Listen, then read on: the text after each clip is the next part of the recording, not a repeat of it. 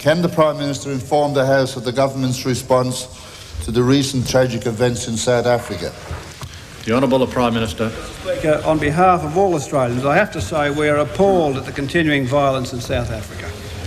On the 17th of June, 39 innocent people, including women and children, were massacred at the township of Boipatong, and there were a further three further deaths and 20 casualties during President de Klerk's visit to the township on the 20th of June.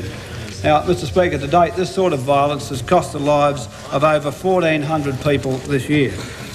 We believe it's essential that the South African government does everything in its power to end the violence and bring those responsible to account.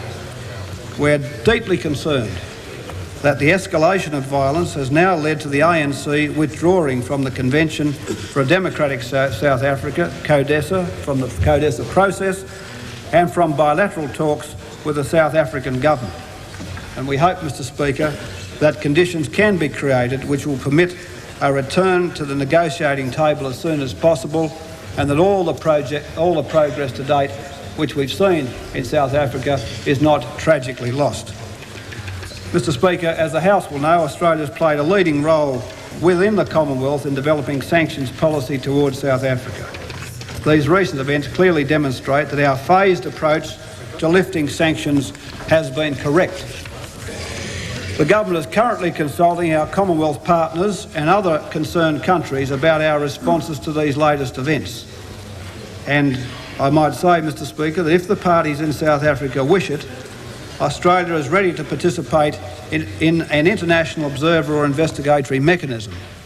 The aim of such a mechanism would be to help restore confidence in the process of political dialogue between the parties and to discourage violence. Now, Mr Speaker, Senator Evans has already discussed this possibility earlier today with his Canadian counterpart. But until we've consulted widely, it's premature to say precisely what the role of an international observer group might be or what Australia's contribution might be.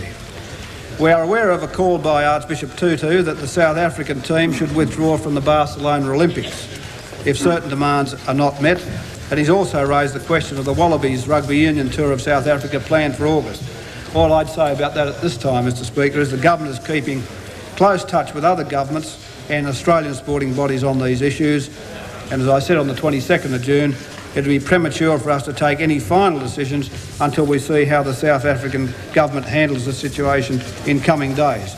But I think the key to it, Mr Speaker, is that the government of South Africa does everything possible to end the violence and bring those responsible for the violence in Boipatong to account, and that they can reach a position where a resumption of bilateral talks occurs, and that the process for a democratic South Africa continues to be a process of viability, and that the conditions can be created which will permit a return to the negotiating table as soon as possible.